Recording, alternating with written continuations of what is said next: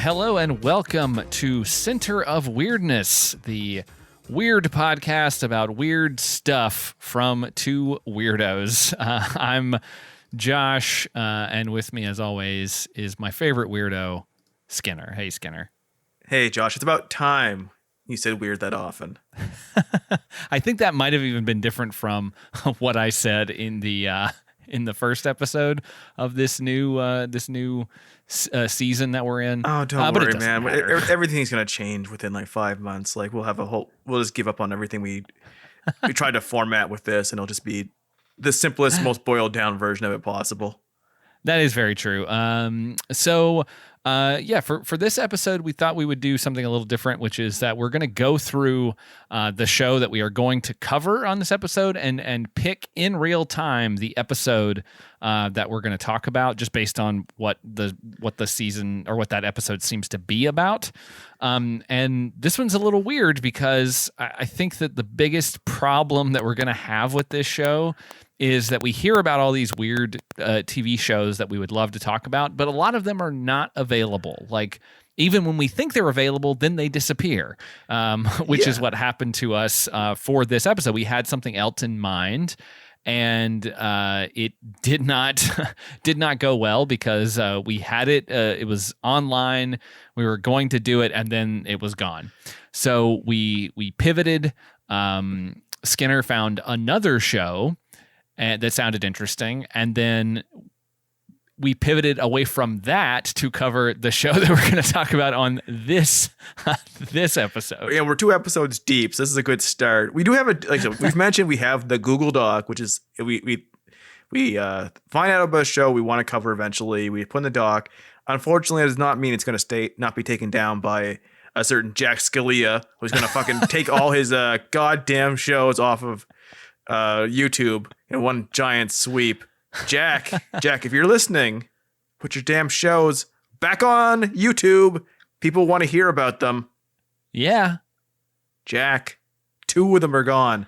Anyway, so the show that I found, and we are going to cover both of these because we love doing things in kind of pairs and sequences. I mean, they may not be back to back, depends on our moods, but sure. I had found a show called Timecop, Trax. You may know it from its Super Nintendo game. You probably don't because no one remembers anything about it. It is about going back in time and finding prisoners from the future who went to the past. But when I looked up on YouTube, the Timecop episodes were actually Timecop episodes, a different TV series. I did not know there was a Timecop TV series, which on is pretty the wild. ABC network. It's leaded off the Monday night lineup before Monday Night Football. Wow. Only one character is reused from the TV show. I don't even remember the movie that well. So I remember one of my friends really liked Timecop, so we may have rented it twice. I don't remember that much about it. I know obviously it's a Jean-Claude Van Damme movie, and I know that doesn't Ron Silver like touch his self from another time, and they like blend together, or like it destroys them or something like that. That's what basically all that I remember. That's all you need to remember. That's what made Timecop cool enough to make a show for a network television channel. That's weird too, because Timecop came out in 94 and this show came out in 97. So they waited 3 years to decide, Timecop. Like normally you think that they're gonna come out like the next year. Like this would be on the air in 95 to capitalize. Everything went a little slower back then. Apparently, like we talked in the previous incarnation of the show about the Darkman pilot, and I think that was on pretty quickly after the first movie. And it's wild that they just waited 3 years and thought that this Timecop TV show would still have some sort of like it would have some heat behind it, some cultural cachet. It's also Timecop came out in 93 before the movie. And, before Timecop. Before Timecop, it must have been eating its lunch for so many years. They needed some time between that ending and this starting to really get the appetite for time crime back on prime time. That's right. Okay. So looks like from the the Wikipedia about this show, it was 13 episodes were ordered, but only 9 aired, and those 9 are available to us to watch. So we're gonna run through the episodes here and try to figure out which one sounds the best. And honestly, I'm already sold on the first one, A Rip in Time, the pilot. Ian Pascoe, a time traveler from the mid 21st century, kills Jack the Ripper in 1888 and takes his place. That is pretty good. That has a very like holodeck type deal going on. Yeah, there. it sounds very much like a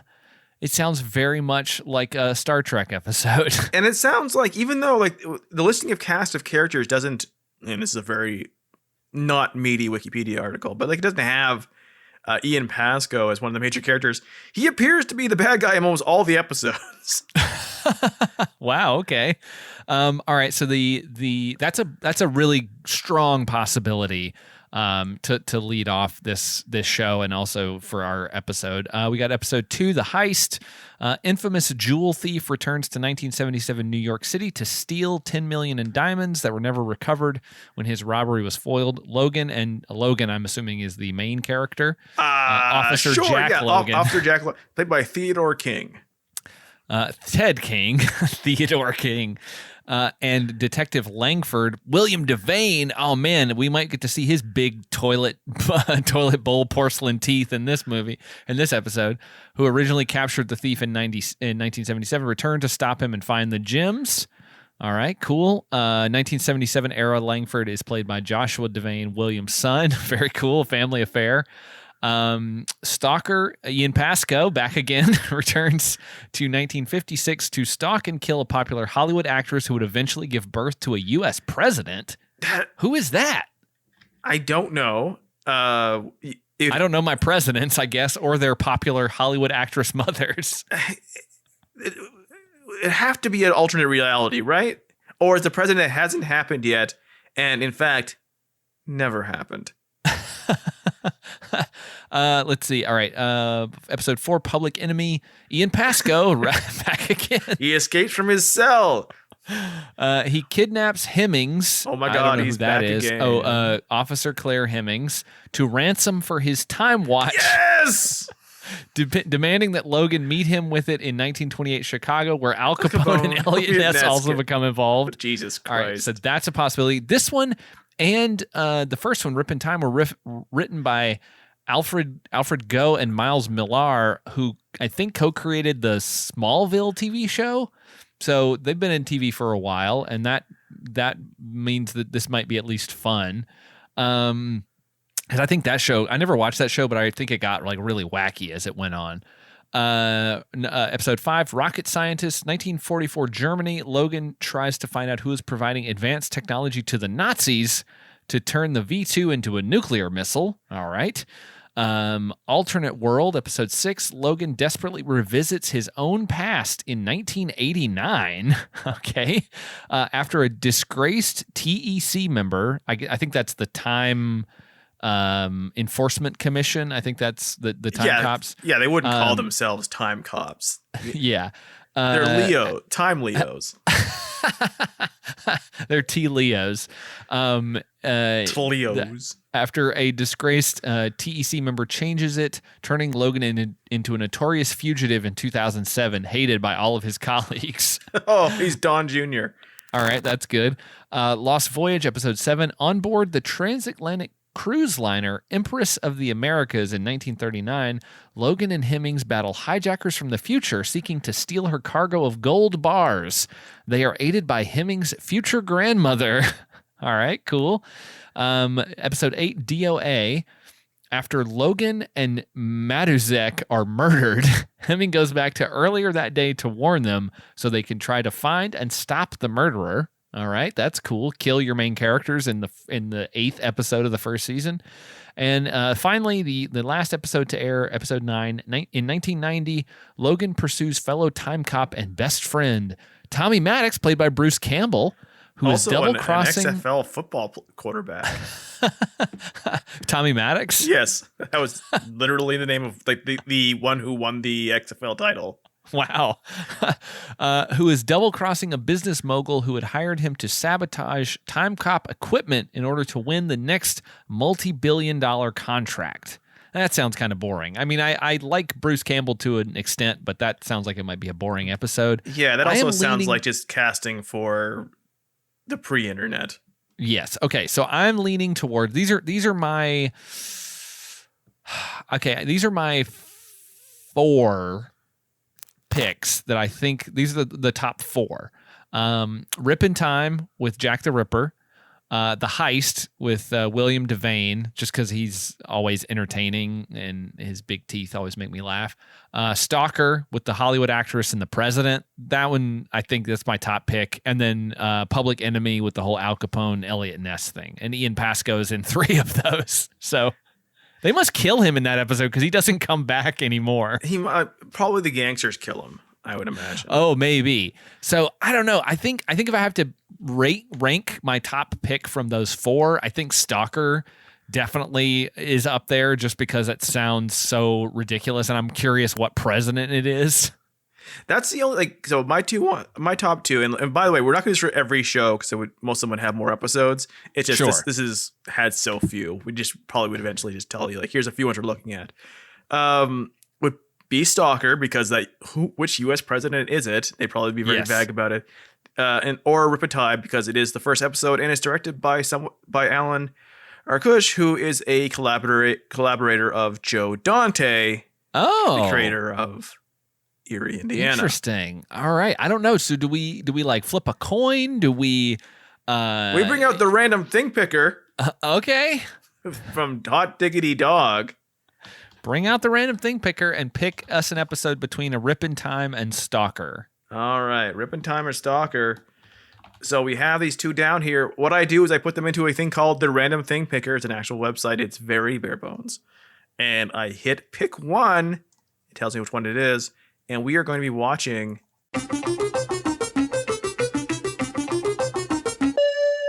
a Rip in Time.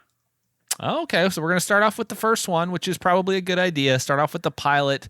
This probably wasn't the pilot, but let's start off with the episode. Usually, if it's not the pilot, usually they will put what they think is the best episode, like what the network thinks is the best episode, to really lure people in. And especially if this was happening before Monday Night Football, this would be the thing that they would want to really try to grab audiences. So hopefully this is a good episode. I mean, this is like an episode that they put on before Monday Night Football to grab you with the newest hot show.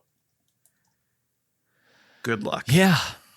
I mean, I'm looking forward to it. So we're going to take a break here. We're going to watch Stalker, and we're going to be back to tell you how weird it gets. Watching Rip in Time. We're watching Rip in Time. Sorry. I want to watch Stalker.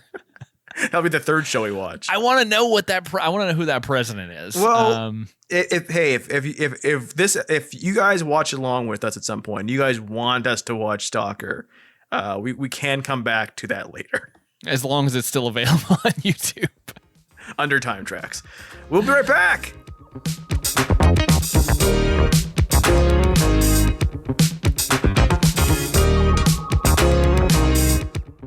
Are you ready for some Timecop? I had some problems with the whole concept of the Timecops. So yeah, we're back. We have watched Timecop episode 1. A Rip in Time, even though I wanted it to be episode 3, and man, oh man, this is a wild show. Here's the problem: if we had watched episode 3, and mind you did watch the movie, but you don't remember anything about it, neither do I. You would have spent the entire time going, "Was this explained in the first episode?" Very true. You're right.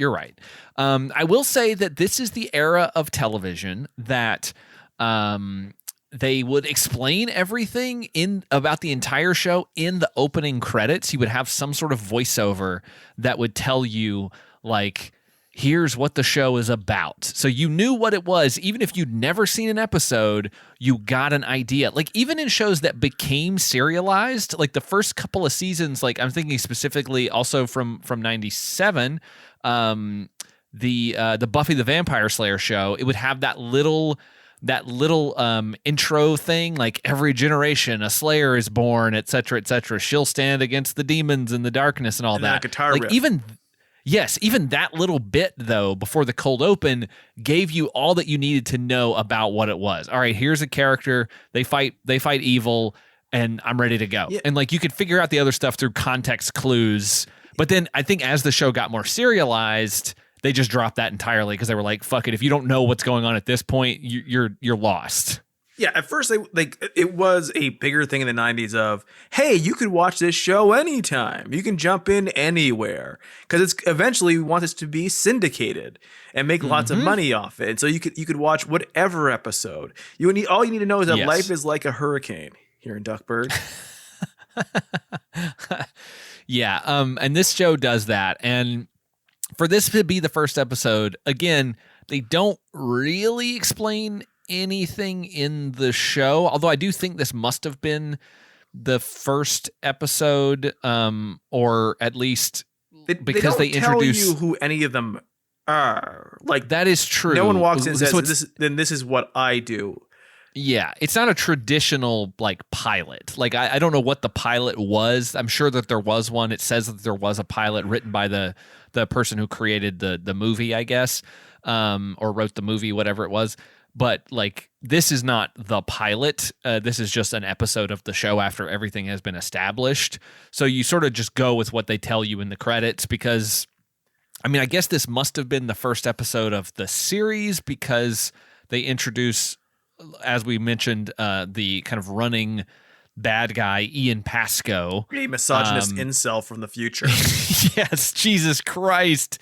This guy is pretty bad.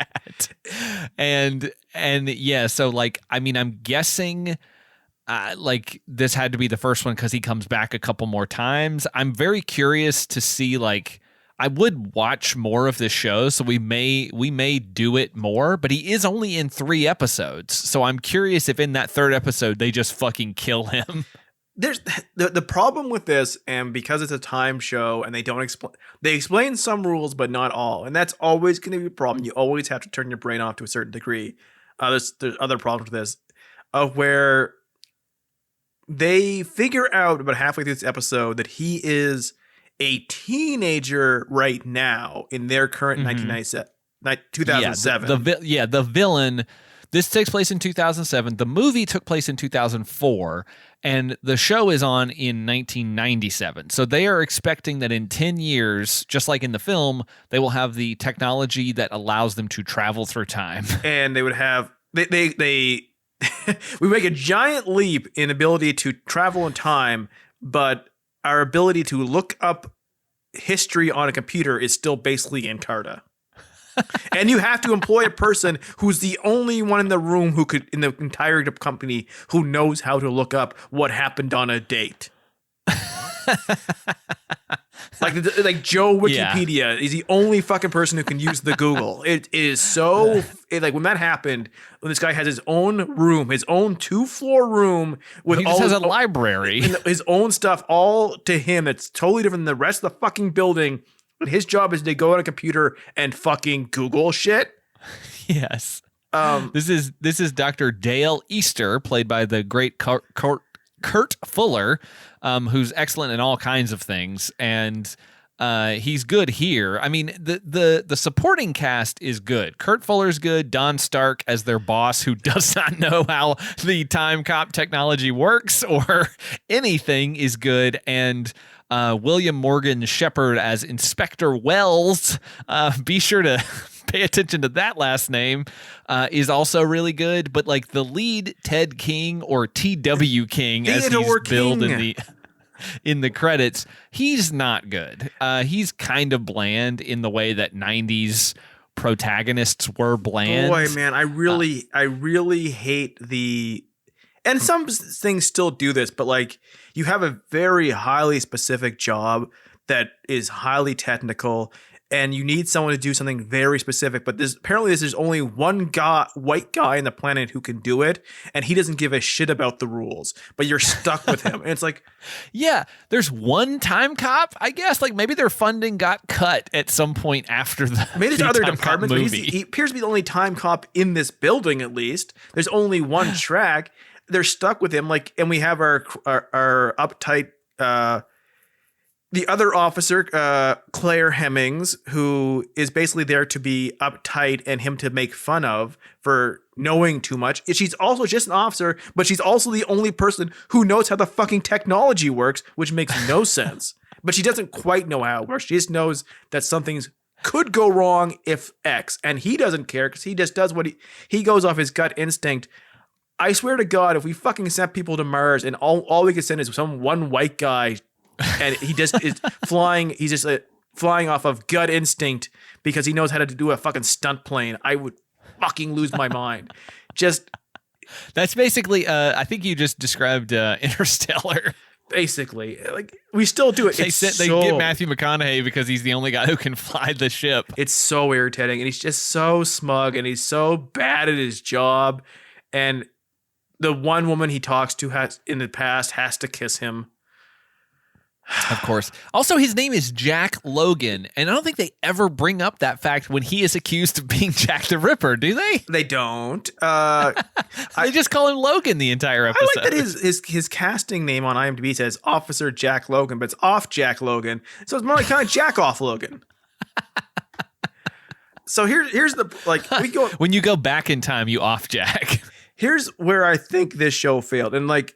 Okay, this show looks like shit, and I cannot believe it's on. It does. It looks like a sci-fi. The rip that we watched on YouTube was something that was pulled off of the Sci-Fi Channel, where apparently they were showing every episode in a single day of Timecop, but it looks so cheap, and the fact that this was on fucking ABC before Monday Night Football, like a huge night for that network, like is very wild. Like I know that shows have gotten better in terms of how they looked, but this is all like this looks filmed like a on bad sets that is not good. And early Next Generation. And in '97, when this show was on, we had Buffy the Vampire Slayer, which also wasn't super expensive looking, especially in the first season, but looked better than this. They take advantage of the fact they put this in London because they have one set. Looks like like Josh explained it. Explain it to them your way of explaining it, because this is what it looks like. If there were a Time Cop musical, this would be the set that they would use when they aired it on NBC on like Thanksgiving weekend or something, like a live Time Cop where it would just be that one set. Like here's the live version of the off-Broadway show based on Time Cop. It looks so bad. They lean up against a brick wall, and the brick wall is clearly styrofoam. It's like you couldn't find a set with an actual fucking brick wall. It's the same. They use the same corridor over and over and over again. They go inside of Big Ben, and it looks like shit. But like that's against it. Like that's bad. I can't imagine like watching this and then watching football. I can't imagine there's any crossover whatsoever. But also the entire instead of when you don't make it a martial arts film with Jean-Claude Van Damme, there's a lot of fighting, it's mostly talking and stuff, and you make it more of a full cast where like there's Logan doing stuff in the past, and then there's the other crew helping him. I said that in quotation marks in the present. The problem is the people in the present have literally nothing to do except for to go, oh, in my computer, there's time ripples happening. Never mind what that means. Like they exist where they know that time has been changed, but they also have documentation. They can see documentation changing from the past based on things that have been changed, but they know in their heads the actual real history. I don't fucking understand that, but maybe there's a time limit on it. Eventually their brains would change, but they had to sit there and go like, guess he hasn't figured it out yet. Wonder when he's going to get back. He should probably get back soon. Actually, it turns out we don't know how long he should be allowed to be in the past because it could be bad for his atomic structure.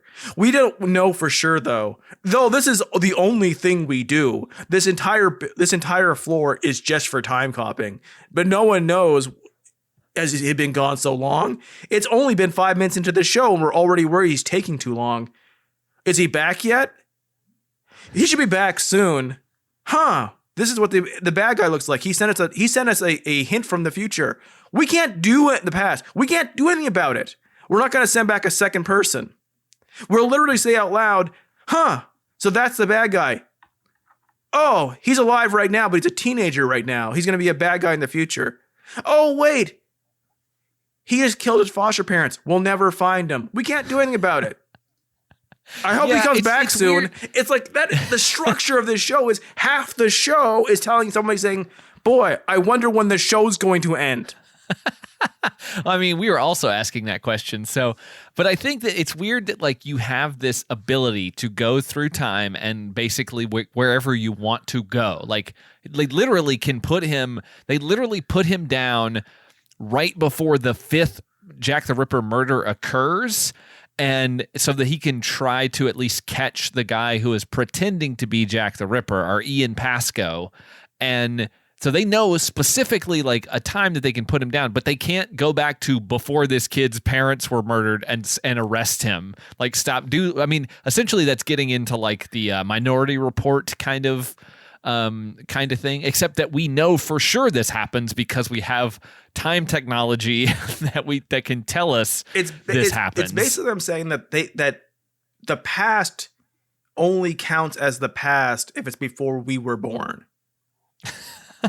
So like everything that's if someone's been in this room has been alive during it, it's not really the past. We can't go then because it's not the past, it's the present. It's just weird shit. This is, as the first episode, should have so much to explain and have all their ideas, right? Like it should be running at an insane pace. They should be so much brimming with time cop ideas they've sat on for 3 years. Like, oh my God, all the adventures of time copying we could tell. And yet it is so fucking padded. Well, you gotta hook people and people get hooked by Jack the Ripper. So at the beginning of the episode, it starts out in 1888 and Jack the Ripper is out there trying to kill a woman, the 4th victim. And he is being watched by a man wearing some night vision goggles from the future. They have all these, like, you see the interior of the goggles and they have all these little scopes and lines and shit all over them. And he is about to kill this woman, but the other guy approaches and snaps Jack the Ripper's neck. And then he starts talking to the woman. She mentions she mentions that he must have just killed Jack the Ripper. This is, I think, Catherine Eddowes, I think is her name. Yeah, I don't think it's not Mary Kelly. No, it's Mary Kelly because Mary Kelly. No, Mary Kelly is the 5th victim. That's later. Right. She's killed off screen. They just find her body in the street. And we should point out that one of the big things is that he can't. Our main hero Logan cannot stop anyone who's supposed to die. Yes, he's supposed to leave it alone. But so Catherine Eddowes is there and he says her name and she's like, well, how did you know my name? And he's like, because you were killed by Jack the Ripper. And she's like, no, you just killed Jack the Ripper. And he goes, no, I just became him. And then he pulls out an electro knife that shoots lightning. He didn't need an electro knife to kill her. No, I don't know why. He has a giant laser machine gun later. Yeah, he has a giant laser gun later in the episode. So I'm unsure why he is using these future weapons to do it, because I don't understand why he's not just slashing them, but I guess he's, who's to say what this incel misogynist murderer wants to do. But he has an electro knife and he kills her. And then they notice this ripple in the future. Ripple. in the Timecop headquarters, the Time Enforcement Commission or whatever the fuck they're called. And it says that they found Catherine Eddowes' body and also the body of William Gull, who a lot of people thought was Jack the Ripper. That was even a big part of the Alan Moore From Hell comic, which ended, I think, a year before this episode. So I'm very curious if they happen to be readers of that comic and were like, oh, we'll just use that as our thing. Because it's not From Hell's not the only thing that says William Gull. There was like another book in the 80s that said it too, something in the 70s. But it feels funny that book ended in 96 and then this is in 97. Well, it just drives me crazy because Kurt Fuller's character, Dr. Easter? Whatever. Yes, Dr. Dale Easter. He's like, well, technically it's unknown who killed him, but I personally have studied all the evidence and come to my own conclusion that is indubitably right, the blah, blah, blah. And I'm like, great, go fucking start a true crime podcast. I don't give a shit about what you're saying. Yeah, he says he figured it out, and he's pretty sure that William Gull was probably group sourced it with his friends on the internet over Discord or some shit. No mention of the internet in this one. No, but the internet existed by this point. Like in 97. I mean, I imagine what it would have been like in 2007 if you have time travel. Well, is that what he's using for? Like, he's using Alta Vista? Like, what is he? They're looking up stuff. 97, the internet existed. So 2007, they would probably assume the internet's a bit better. Maybe you think that? Yes. Assume that perhaps it will have improved because computers have improved since 1987. I mean, they can scan. They can enhance some drawings from a scanned newspaper from the 80s. I fucking love when you have to make a computer sound for everything. Imagine if every time you zoomed in on a picture on the internet, it went beep. Beep, beep, beep, beep. Well, it would be especially troubling for me, a person who works in Photoshop regularly, enhancing images and zooming in and out. Imagine your office is just like, constantly like beep, beep, beep, beep, beep, beep, beep, beep, beep, beep. Just grinding gears as the thing moves in as it enhances. So what this guy Dr. Easter calls his pet name for Logan is Time Monkey. I hate it. He says it twice. I hope it never caught on. Yeah. And so she downloads a bunch of stuff about the 1800s. Claire Hemmings downloads a bunch of stuff into Logan's brain. We see them doing this very early on. Help him? I don't know. We see them doing this very early on. She's downloading a bunch of random stuff from the 1930s in New York information into his brain so that he just has it in case he has to go to an era that has that he might need to know that information. It's downloaded subconsciously. I think this was in the movie, but also like it's also kind of the plot of Chuck. Oh, okay. I've never seen that show either, but he gets all the information for being like basically the world's most knowledgeable person and best fighter by watching a video that's downloaded into his brain. Yeah. So they realize that something is off with the Jack the Ripper stuff, so they decide to go back in time and figure out what's going on. And so he goes through the time tunnel, turns him into some Capri Sun liquid. It's basically like the opening of. It looks like Space Mountain, kind of. It looks like Space Mountain Voltron. It looks he's in, and this is from the movie too. He's in a little person mover, people mover, yes. And he goes through a Capri Sun bag, and then he is no longer in it. Yeah, I'm sure that they explain that in the movie too, but I don't remember that part. It's more annoying when he goes back.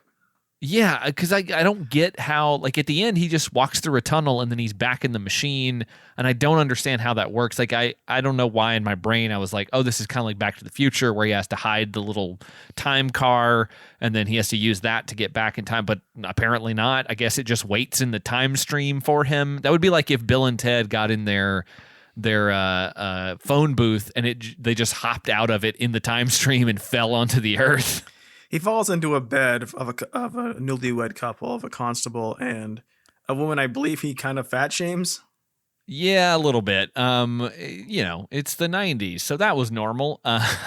He fights this guy who comes out and is like, while the wife is screaming, and the guy's like, I was a champion boxer, and then they like fight a little bit, and then he punches the guy out and steals his clothes, which I will give the show this credit. The clothes do not fit him properly, which I thought was because the other guy was a little bit bigger than he was. And I thought that that was like a nice touch that most shows, when they steal people's clothes, they just fit perfectly. And these, they are a little big and baggy on him. So I was like, they put a little bit of thought into it. My but counter not argument much. was that it was 1997 and that's just how clothes fit. Very true. We were all wearing zoot suits and shit with like 30-inch lapels. Man, they Crazy shit. First episode, go back to the Zoot Suit Riot times. Yes, that would have been really good. And so he comes upon the body. I guess he was not fast enough to save this person because he was busy fighting that man in the bedroom. Man, he should have made a bodies hit the floor joke here, because in his time he's already lived through that Drowning pool. Drowning pool has come and gone. Maybe a part. He would know so much about the Attitude Era of WWE and be making all kinds of fucking jokes. Be quoting The Rock all the time. So he finds the woman's already dead, and he finds the Jack the Ripper, the fake one or the new one, and they fight a little bit. This guy's wearing he's still wearing his night vision goggles. As they're fighting, though, this woman comes out of her home holding a lantern that, for whatever reason, Ian Pasco here, his night vision goggles zoom in on the light cast by this lantern, and it blinds him. Yeah, not only your goggles are faulty, my friend. Yeah, like, if not they only try to blind you. Not only is it like it just blind him, like it literally zooms in on him like a moth fucking meme. He's like, oh, a lamp. Yes, it's so strange that he like sees it and then immediately it zooms in, it like seems inadvertent too. Like it doesn't seem like that's what he wants to happen, but he gets blinded. He pulls the goggles off, so we get a good look at his face finally. And he's nobody, like he's nobody you know. Yeah, and during the scuffle, his pocket watch falls out, and Logan grabs it. And we find out later that this is a time device that allows him to travel through time. Logan, of course, is arrested here. They believe that he is Jack the Ripper because they find the other woman's body. This is Mary Kelly, I think, and which I think that can't be right, because I'm pretty sure that if I remember from Hell, even though I don't know if this is accurate, I think that Mary Kelly is killed in her bed. I thought the last victim was like killed in her room or something, but who gives a shit? I believe it was a different situation than the rest, and that made people think that perhaps it was someone else. Yeah. But anyway, so she's dead, and they believe he's the Ripper, and because the constable who he fought comes out and says, "Oh, that's the guy who attacked me and my wife." So they put him in jail, and he speaks with the inspector at Scotland Yard, Inspector Wells, who has a nephew named Herbert, which he drops a couple times until we figure out where it's going. When I'm interrogating somebody, I'm always mentioning my nephew. Yes. So, and I guess right here when he gets questioned, like on the street, he mentions that this woman saw Jack the Ripper, this woman who turns out to be, I think Ann Thompson is her name. And she saw Jack, and she says, yeah, he was fighting with this other guy. And the inspector doesn't necessarily believe him yet, but anyway, he gets arrested. They take him to jail, and he gets thrown into this old cell with Gollum from Lord of the Rings. This guy who is crawling around and hissing, and like he's like, "What do you got there, precious?" It's just pretty stupid. I mean, it's pretty wild. He's like, "If you want to get out of here, you're gonna have to find a chisel and dig your way out." And mind you, Logan has had the chance to watch the Lord of the Rings movies. So he would recognize this as a Gollum-ish character. Well, were those weren't out in 2007, were they? Yes, they were. I can't remember. 2000. When do you think the first Lord of the Rings came out? 2015. No. Oh, it was 2001, 2, and 3. Wow. Yeah. That's much I mean, they've been out for a while thought. for him at this point. I mean, at this point, like literally, he could make a joke in 2007. He could make a E-Bombs World joke at Pascal and say, "I guess you think you're the man now, dog." Like memes exist at this point. He could be fucking making all these jokes. Yeah, he could have when the inspector puts him in the cell, he could say, "I can have cheeseburger first." Yes, he could. This would be what he does working in an office with a bunch of computers in 2007. So he goes into the cell and he messes around with the watch, and it opens a time tunnel, and this obviously mentally unstable man becomes slightly more unhinged by seeing this thing that breaks his brain. And the Ian Pasco, whose name we don't know quite yet, but he comes in finally. He has a big giant future gun. He throws some smoke bombs at the bobbies who are in the jail. And he blasts the doors open and comes in and basically reveals that he like just wants to be the greatest woman murderer of all time. Very weird goal for this guy. He like it is so funny that he just basically says like I'm a fucking like super like mega misogynist, mega alt-right misogynist incel from like literally it would sound like he's from 2022 2027 or something. Yeah, which so not that far from now. So yeah, that sounds about right. They didn't actually predict anything Good job. except for they predicted this guy is going to exist and he's going to think he's important and impressive.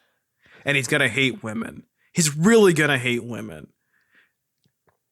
Yeah, he wants to get famous. He wants to basically kill so many women that he gets famous, and then he can go back to the future and be like, look at me. I killed a lot of women.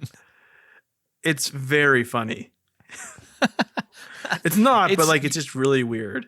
Yeah, it's very bizarre. So they kind of squabble over the watch that Ian wants back. Logan jumps out of the wall. He blasts a hole in the wall and he jumps out into the water and escapes.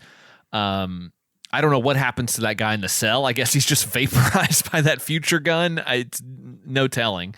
And Logan then goes to see Ann Thompson, the woman who spotted them fighting earlier in the episode. And he basically says, like, hey, he's going to come here to kill you. He said so in the cell. So I'm going to try to keep you safe. And she's like, well, I saw this guy, and he notices that she draws a lot. So he's like, well, you should draw a picture of him. And so she sits down and starts drawing a picture of this guy on a big sheet, and it's photorealistic. She saw him in the dark wearing night vision goggles. Yeah, she saw him briefly without them, but she gets a very detailed image of this guy, which then they go, because of something that Dr. Easter says earlier in the episode about tabloids being the way to really know what's going on at a particular time. Like the newspapers don't give you the real story, the tabloids do. He's wrong. Which makes him also sound like a fucking lunatic from this year that we live in. Like, oh yeah, I read the National Enquirer because that tells me what's really going on with Queen Elizabeth and all this other shit. Yeah, and like, and if he was 2017, he'd be like, ones that'd be like, oh, that's what the news tells you, but Rogan... He's asking the real question. He's telling you what's really going on. He's got his true crime podcast, but he also is a fan of that type as well. Like what mega historian goes, "Oh no, the tabloid rags are the real sources of information." Look at this. You don't get this from the New York Times, but look here. Bat Boy exists. If you were to believe the real newspapers and the real historians, you would know that Bat Boy existed. Yeah. Look at this story here. The world's fattest man and the world's shortest woman got married. it's I think it's more irritating with hindsight because we've all gotten so fucking stupid. But like because the tabloids were, for a period, I mean, they were always kind of shitty, especially about like, look at these celebrities without makeup on, look how disgusting they are. But there was something like weirdly silly and innocent. And then like, I think during the Trump administration, when their sort of biases became very clear, even though they might have already been there, but you didn't quite pay attention to it, and then they turned into like, you know, like Hillary has cancer and all this other bullshit that happened during the election, and then it's like, oh, these are very bad things. Like they could almost do a plot where like the reason why Pascal hates women is like because they paint their faces on. They're selling you a bill of goods. That's not how they really look. Yeah, that would probably be a big thing. Like this show and So I Married an Axe Murderer make good use of tabloids in their storytelling. But like, so they take this show picture. Needs Charles Grodin. Yes. I mean, the one weird thing I mentioned that's not important because the back home stuff is back at the office stuff is so fucking boring and it doesn't affect the plot because they literally can't do anything. Don Stark playing a very serious character and just doesn't make any sense.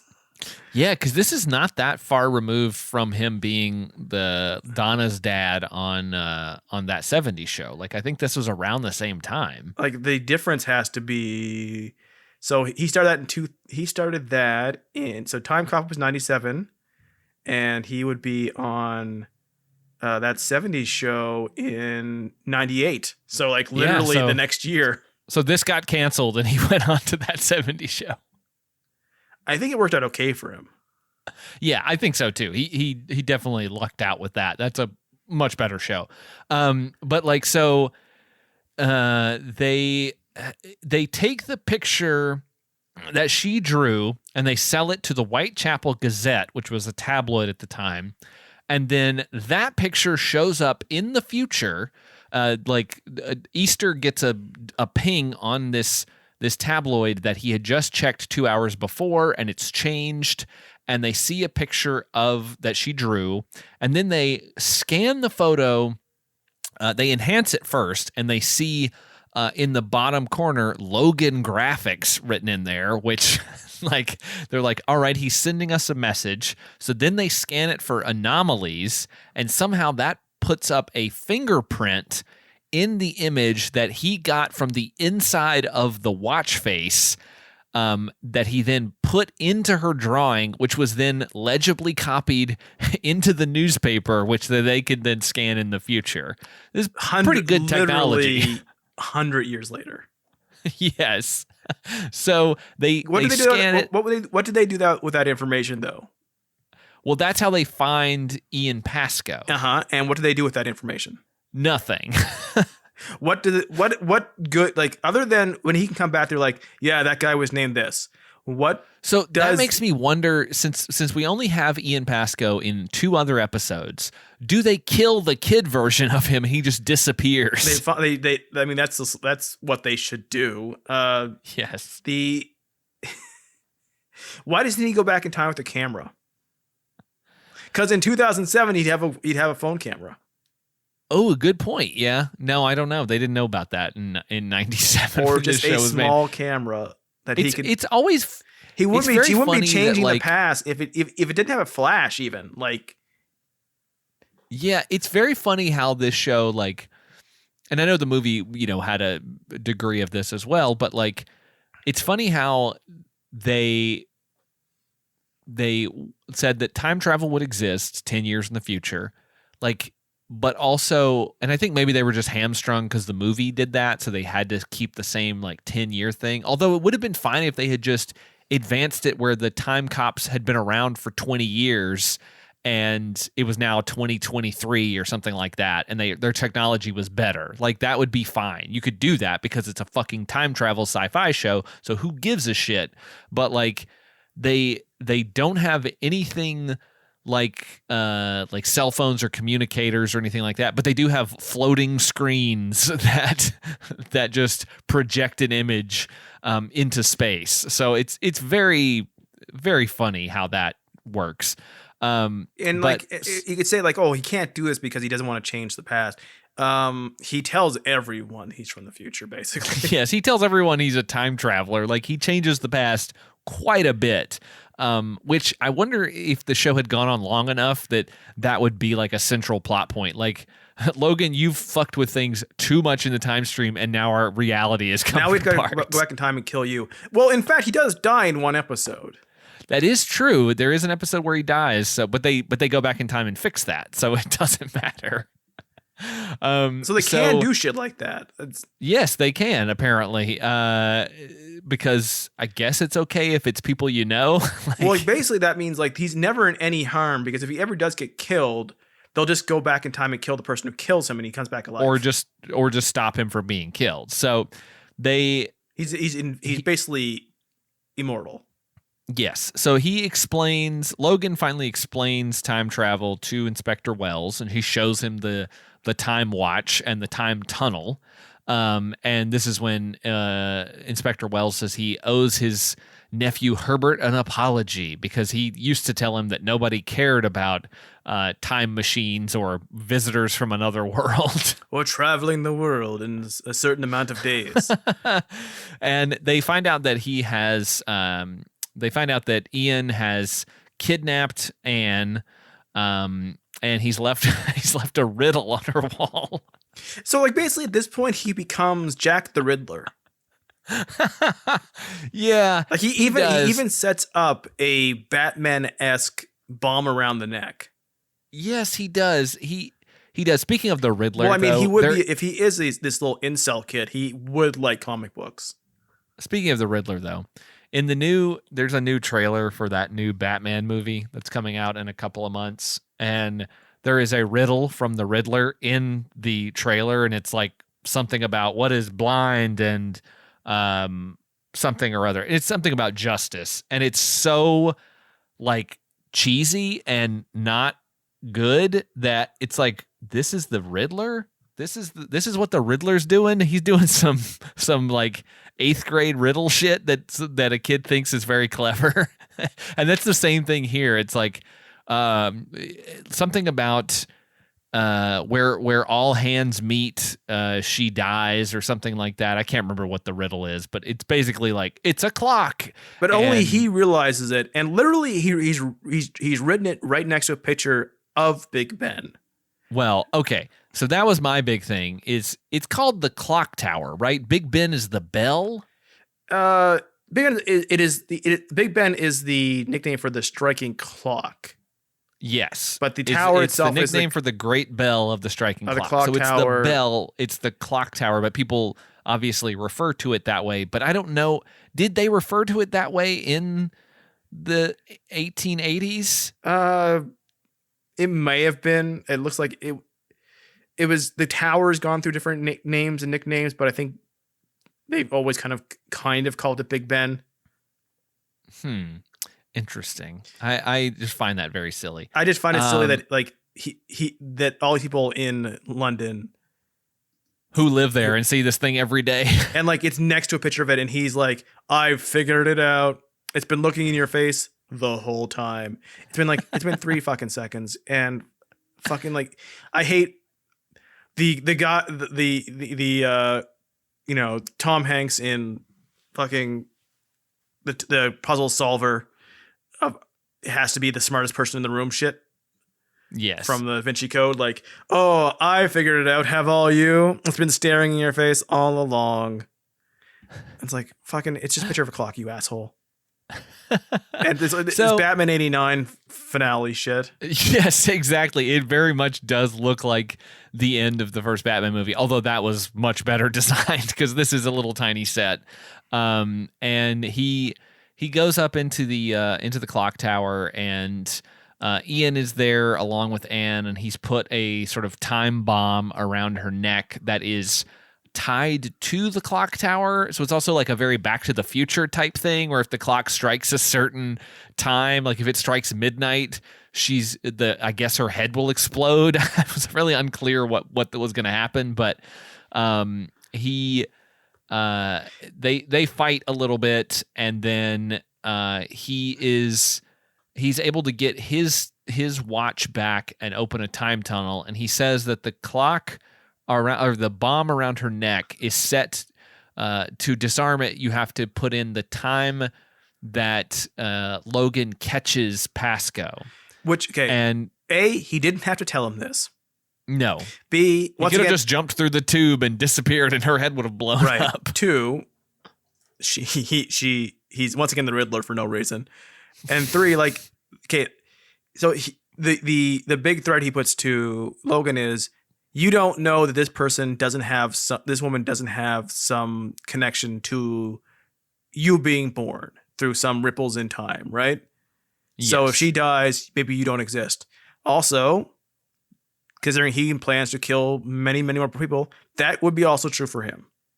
Yeah. I mean, I guess unless he has done his research and he knows exactly he's done his 23andMe, so he knows exactly where his lineage goes, and he knows to avoid those areas. And he knows which U.S. president to stop from being born, who almost certainly, I'm assuming, is going to be the first woman U.S. president. Ooh, good point. We may have to revisit this show and watch that episode, because it did sound very interesting. Yeah, if we had the time. That's right. So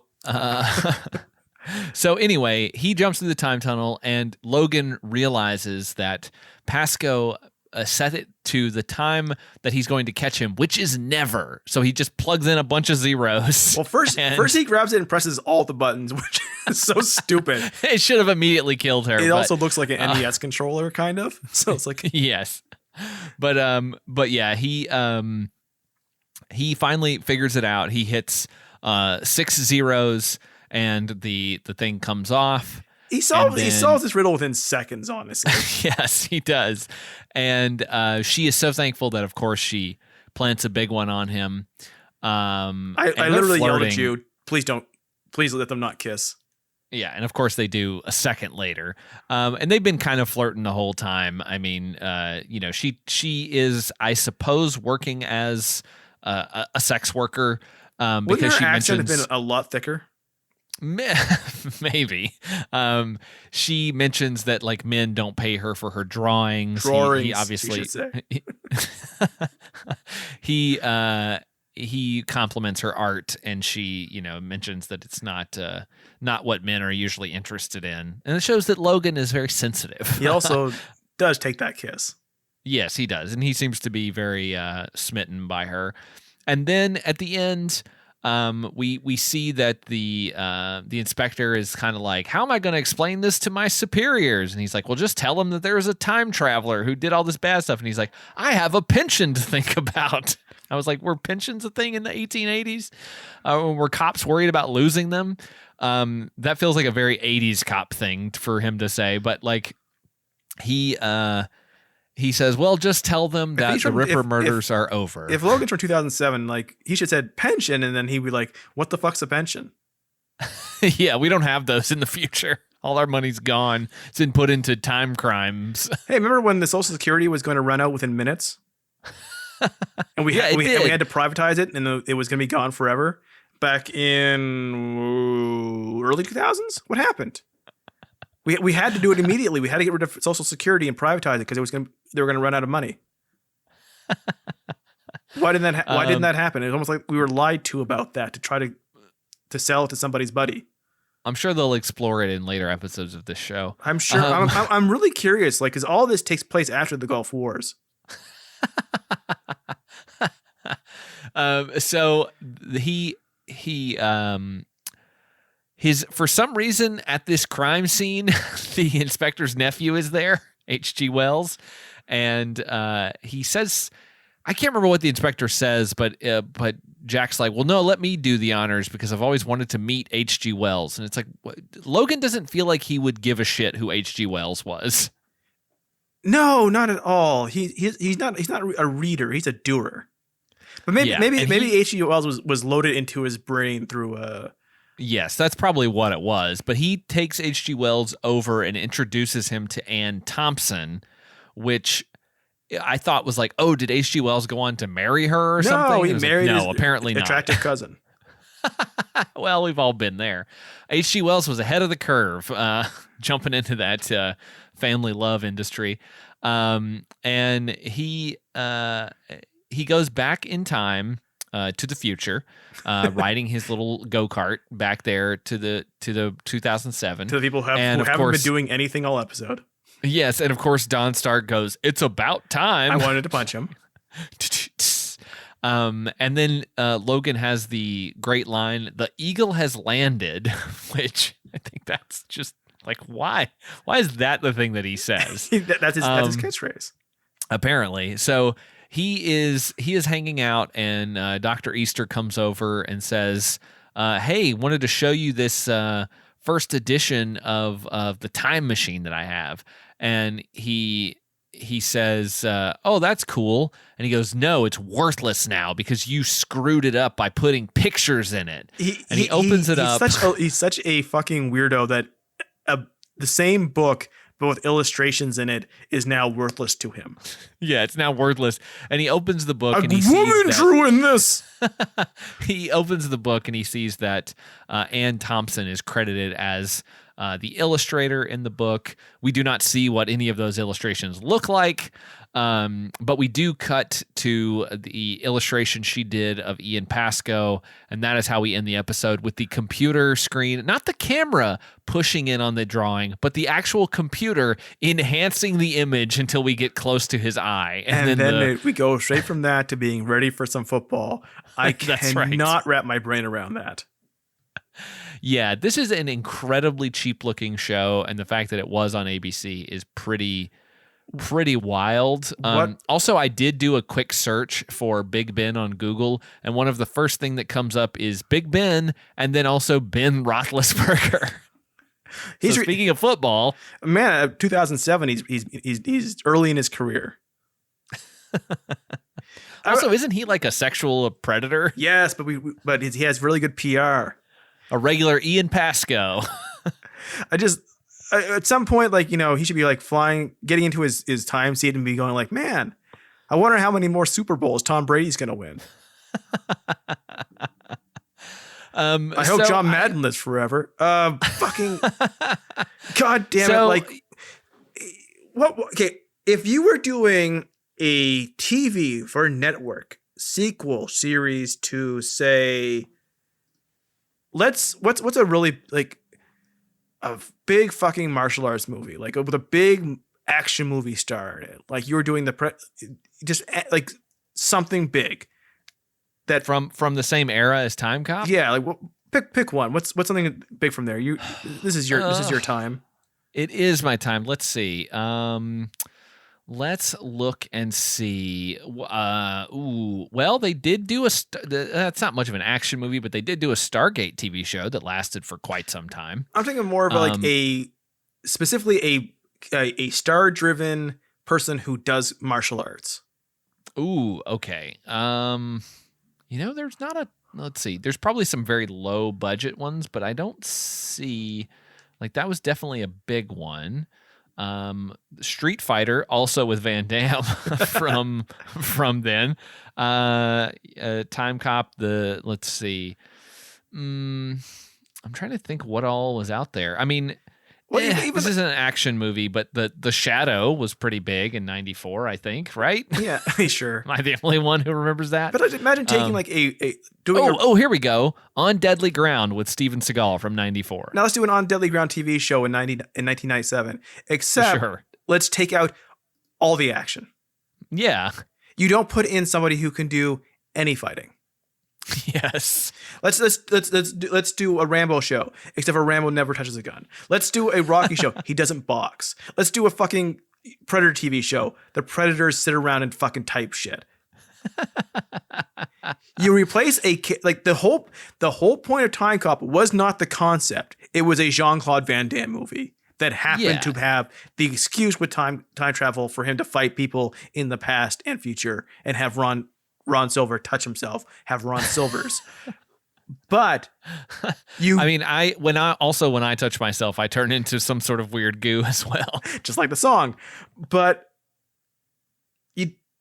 you can't have him in the show, and you don't have the budget, but really to turn it into, he doesn't fight anybody. I mean, he fights Jack the Ripper, but it's very not good. He should throw a it's fucking on a dark kick. Set. Why can't he kick something? It's so slow paced. What were they thinking? It would have been good to get a kind of a lower tiered action star, like someone who at least could do some action. The guy from the Randy Travis movie we watched.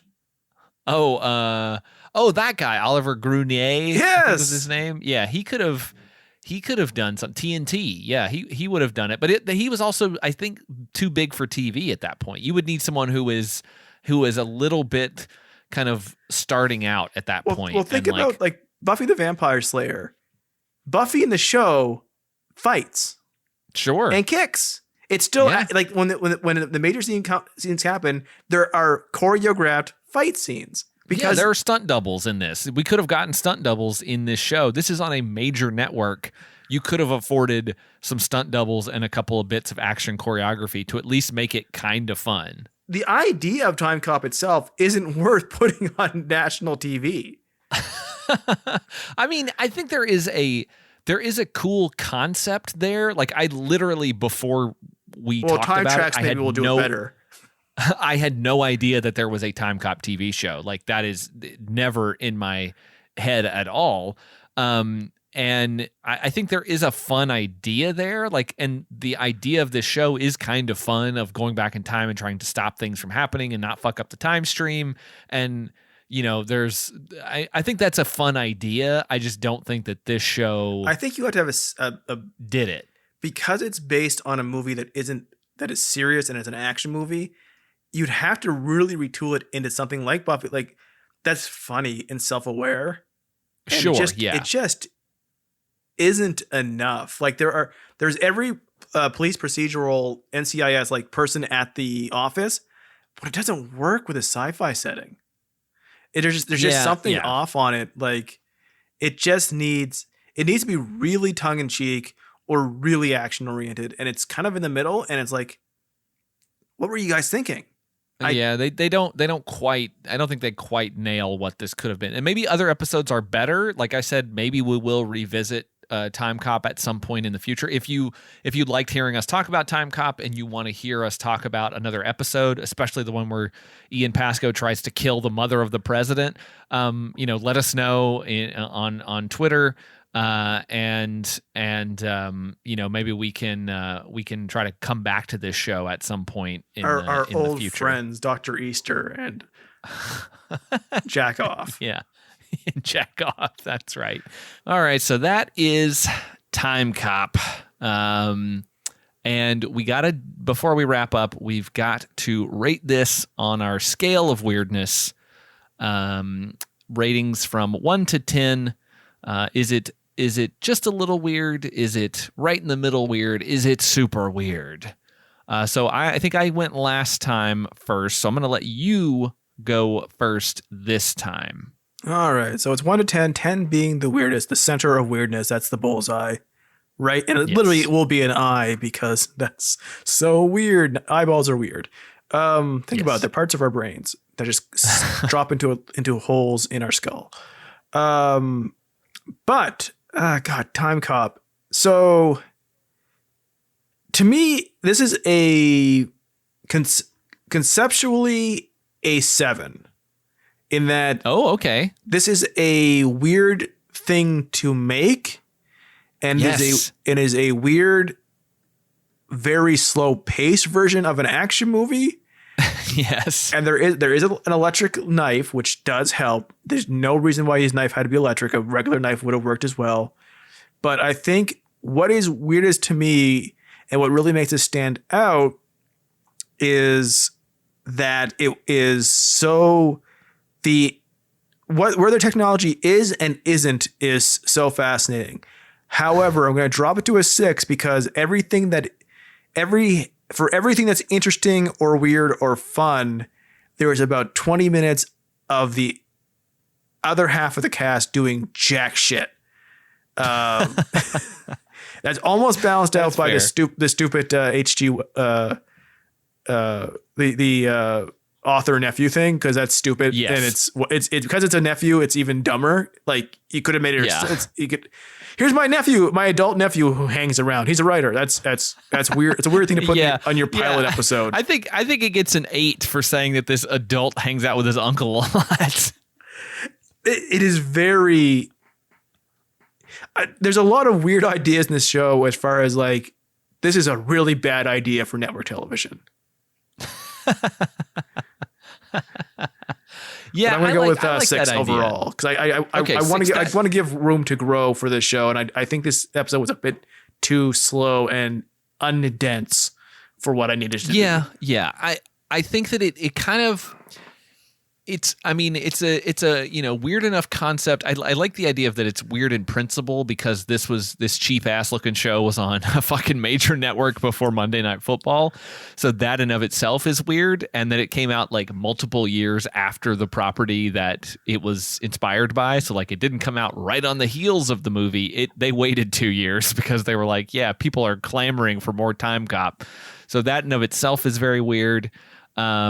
And I think that a 6 is probably good for this one, because I feel like if we had watched one of the other ones, like the one about especially the one that I would love to revisit about the presidential assassination, or mother of the president assassination.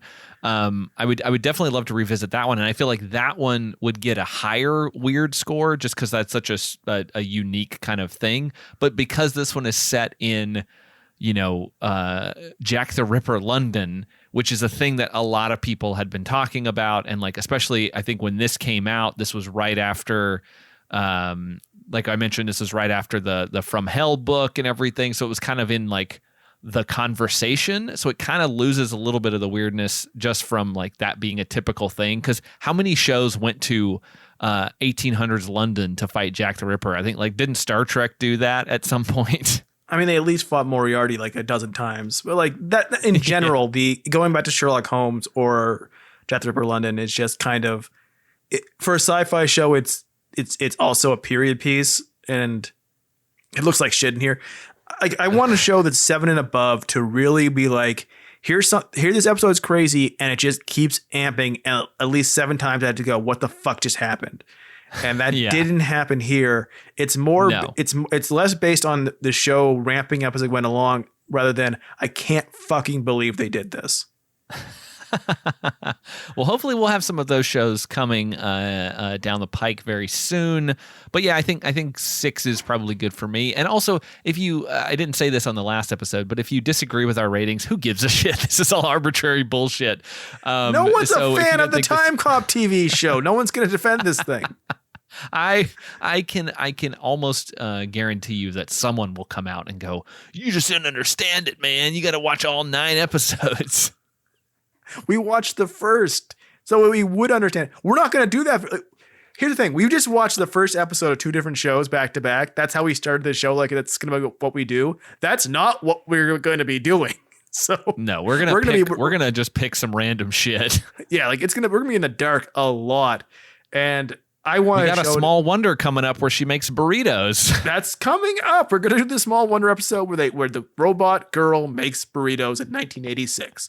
That's going to happen. I'm going to make Josh watch the Teddy Ruxpin cartoon, where the Teddy Ruxpin in the cartoon is not a bear.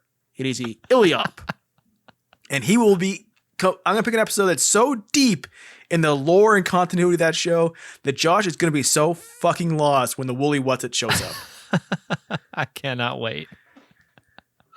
But that is going to do it for this episode of Center of Weirdness. We hope you're enjoying this new path that we're taking. We hope you'll stick with us, and we hope you'll come back for the next episode. But until then, I've been Josh. I've been an Iliop. Keep it weird, everybody.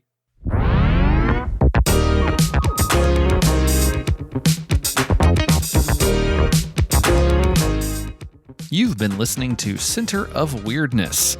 If you like this show, rate and review us wherever you find it, but especially on Apple Podcasts. You can listen to every episode at centerofweird.com, where you can also find all of the old Predictocast episodes. And if you want to get in touch with us to tell us about a show we should cover, hit us up on Twitter at WeirdCenter. As always, thanks for listening.